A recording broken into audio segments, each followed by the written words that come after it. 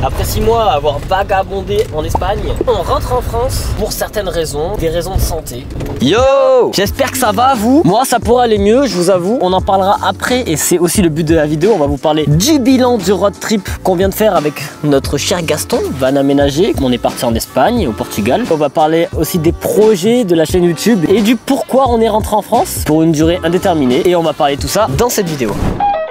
On va commencer tranquillement par le petit bilan de ce road trip. Qu'est-ce qu'on a préféré en Espagne? Ce que j'ai préféré, les moments les plus marquants, c'était la région de Malaga, en Andalousie. Et le fait de voir des paysages différents entre la mer, les montagnes, qui étaient très proches, ça j'ai kiffé. Et le fait d'être dans le van, tout simplement, le mode de vie van life, ça c'est cool. Bon, il faut savoir qu'on a créé nous-mêmes notre petite maison juste derrière là. C'est un plaisir en fait d'avoir construit sa propre baraque et de voyager avec. On l'a vraiment adapté sur mesure en fonction de nos besoins. On peut partir partout et puis c'est un kiff honnêtement de se réveiller chaque matin dans un endroit différent. Il n'y a pas un endroit que je préfère en Espagne. Disons que c'est l'expérience en général qui fait que le road trip était trop cool. Pourquoi l'hiver? Parce qu'il fait meilleur en Espagne qu'en France. Surtout dans le sud de l'Espagne, c'est vraiment un hiver doux. Clair. Même si on a connu une période pluvieuse. On a connu une sacrée période pluvieuse quand même. Tout le mois de décembre là c'était rude. On était enfermés dans 4 mètres carrés et ça on l'a pas très bien vécu. C'est aussi la beauté de ce mode de vie, c'est que y a des hauts, des bas. Les joies de la van life. T'apprécies le beau temps quand il fait pas beau tous les jours. Il y a des endroits quand même qui m'ont un peu plus attiré l'attention, des endroits où j'aimerais bien y retourner comme Roquetas des Mares, pour les spots surtout. Moi j'avoue que ce qui m'attire le plus dans un endroit c'est les spots. S'ils sont bien situés, qu'il y a des beaux endroits avec les spots, il y a des gros jumps à faire et que j'ai des projets en tête, j'ai envie d'y retourner. Et le Portugal, oh my god, on va devoir y retourner au Portugal parce que j'ai des frustrations au fond de moi là, j'ai pas pu faire tout ce que je voulais et vous allez comprendre pourquoi, on va en parler juste après. Faudra qu'on retourne au Portugal. Il y a aussi le prix qui est avantageux aussi en Espagne. Mercadona là, les tarifs sont attrayants.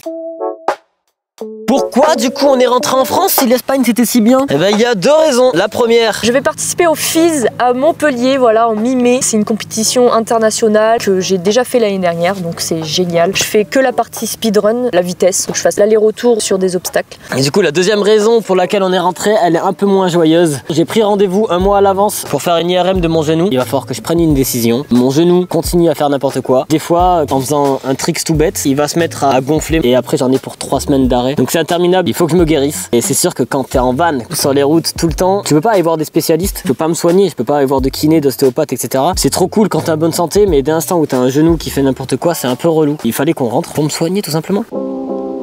On va contextualiser tout ça, un petit récap de mon genou, pourquoi ça, pourquoi il fait n'importe quoi. Tout a commencé en 2016 et j'avais fait un barani de toit en toit où j'ai fait une petite hyperextension et puis à ce moment là j'ai senti mon genou bizarre. Donc je suis allé faire des analyses, on m'a dit que mon ménisque était fissuré. Le ménisque c'est une sorte de cartilage en forme de croissant en gros qui sert à amortir et à stabiliser le genou. Jusque là ça me posait aucun problème, vous pouvez voir tous les impacts que je me suis pris entre 2016 et 2022.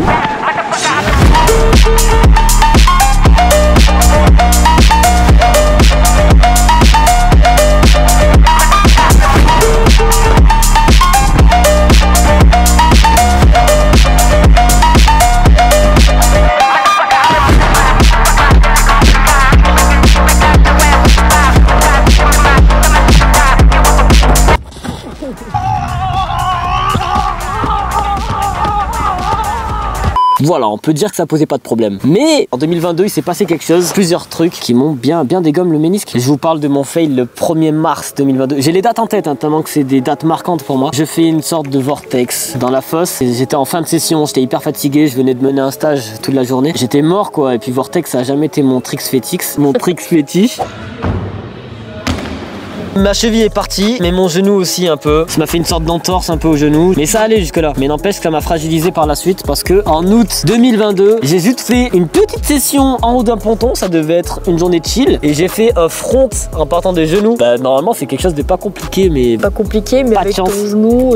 Voilà, c'est ça. En gros, je suis parti en hyperflexion et dès l'instant où j'ai forcé pour faire l'extension de mon genou, mon ménisque a explosé quoi. Il a pété un plomb. Et à partir de ce moment-là, c'est le début des galères. Mon genou passe son temps à faire épanchement de synovie à répétition dès l'instant où je fais un faux mouvement et c'est interminable. Quand on est jeune, on doit éviter de s'enlever le ménisque, forcément. Donc j'ai testé une alternative. Mon médecin du sport a préconisé le fait de me faire des infiltrations de PRP, du plasma riche en plaquettes. Et en gros, on te prélève du sang, on sépare les globules rouges des globules blancs et puis on te l'injecte directement dans le ménisque. Et ça c'est particulier, mais t'es censé cicatriser plus vite avec ça. Ça avait marché quand même. Ça t'a bien désenflammé. J'ai pu faire quand même pas mal de choses avec mon genou entre temps. Mais là, pendant le road trip, début mars, j'ai fait une petite hyperflexion à la con. Et là, mon ménisque est reparti quoi. j'ai pris 3 semaines de repos. On a fait une session à Huelva quand on était à la frontière Espagne-Portugal. On fait une session, tout se passe bien et tout. Ça fait un petit chapelet sympa. Fin de session, j'ai juste fait un cork sur l'herbe et puis mon ménisque est...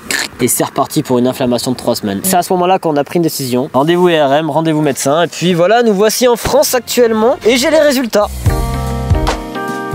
Mon ménisque est fissuré en 3, il est fissuré à l'horizontale et fissuré à la verticale avec un petit bout de ménisque. Le chirurgien pense que c'est ce petit bout qui fait n'importe la whack, on va me l'enlever. Il veut aussi me suturer la fissure à l'horizontale. C'est 6 mois voire 1 an de repos et je peux pas me permettre de m'arrêter 6 mois à 1 an. Mais quoi qu'il arrive, en fait, il faut une opération. Yo, on est environ une semaine après le tournage de cette vidéo et j'ai pris une décision finale. Et donc il n'y aura pas de suture du ménisque, pas du tout. Si on te suture le ménisque, t'es pas sûr à 100% qu'après ton ménisque il se rétablisse. Et 6 mois à 1 an d'arrêt dans une carrière, dans le parcours, c'est énormément de sacrifices, beaucoup trop. Et en plus le parcours, il y a beaucoup trop d'impact, c'est certain que la suture ne tiendra pas, j'en suis sûr. Donc j'ai préféré juste enlever le petit morceau de ménisque et laisser la fissure telle quelle en espérant que le problème vient bien du petit morceau et pas de la fissure à l'horizontale. Quoi qu'il en soit, je me fais opérer le 6 juin, donc je devrais reprendre le parcours fin août et de là je pourrai voir si oui ou non le problème vient du petit morceau ou de la fissure à l'horizontale. Je vais pouvoir reprendre le parcours très rapidement et ça c'est très cool. On a plusieurs projets sur la chaîne. J'arrête de faire des POV sur la chaîne Rafoubel. Ça a attiré beaucoup d'étrangers qui sont là pour voir les POV. Dès que je sors un vlog, mes vidéos sont moins mises en avant. Et moi, mon but avec cette chaîne de base, c'est de ne pas faire que des POV. Je voulais pas rentrer que là-dedans. Les POV, c'était en plus. Les trucs, c'est que ça a ramené un public totalement différent. Je fais des vidéos, je parle français. Du coup, ils zappent et ça dégomme le référencement. Donc, on a créé Drop and Go. On voulait faire un truc rock and roll. Drop and go. On va mettre tous nos POV là-dessus, de son point de vue, de mon point de vue. Et sur Rafoubel, ça va tester des concepts. Les prochains jours, les prochains mois, ça va filmer les trainings, faire des vlogs, la van life, tester des concepts aussi, comme par exemple quand je défie Noémie. J'aime bien ça en vrai. Hein. J'aime trop faire ces vidéos là. J'ai commencé ma chaîne YouTube en 2011. À la base, j'ai pas du tout créé cette chaîne pour rester sur un seul et même concept. Et puis même, j'ai envie d'apporter autre chose que des scénarios où j'échappe ma petite copine quoi. Donc voilà la petite annonce. Allez vous abonner sur Drop and Go si vous voulez voir les POV. On testait plein de scénarios, des trucs marrants, des trucs cringe. Clairement, qu'on se dise, oh, des fois des trucs c'est cringe. Hein. Ce qui est bien, c'est qu'au moins, voilà, c'est pas ma chaîne, c'est notre chaîne à nous deux. Ouais. On fait quelque chose totalement à part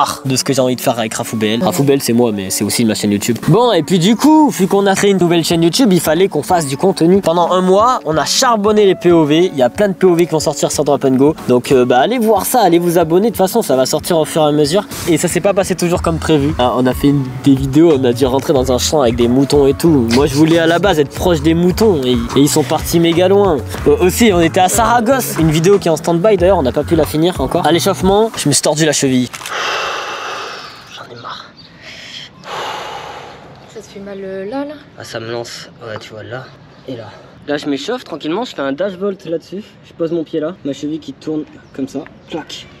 Cette cheville ici. Vraiment j'ai pas de chance quoi, j'avais pas vu que c'était un creux comme ça. Ça a claqué je crois en plus. Vraiment j'en ai marre là, c'est bon, ça fait trop mal. Parce que je pensais à mon genou, que j'avais peur qu'il se plie un peu trop et que ça reparte en couille. Au lieu de ça, je me suis tordu la cheville, voilà. J'ai eu peur, mais 3 jours plus tard, je remarchais et une semaine plus tard, je refaisais des saltos. Donc bref, j'espère que cette petite vidéo récap vous a plu. On vous a raconté un peu tout ce qu'on avait à dire, je pense. Sinon, au moins vous savez où à peu près où on en est. Bah ouais, c'est ça, c'était important de faire cette vidéo. Je vous dis ciao ciao, à très vite pour une nouvelle vidéo. Ciao. Ah, j'ai froid. Pourquoi il est venu le nuage? Putain, ça filme pas depuis tout à l'heure. Non.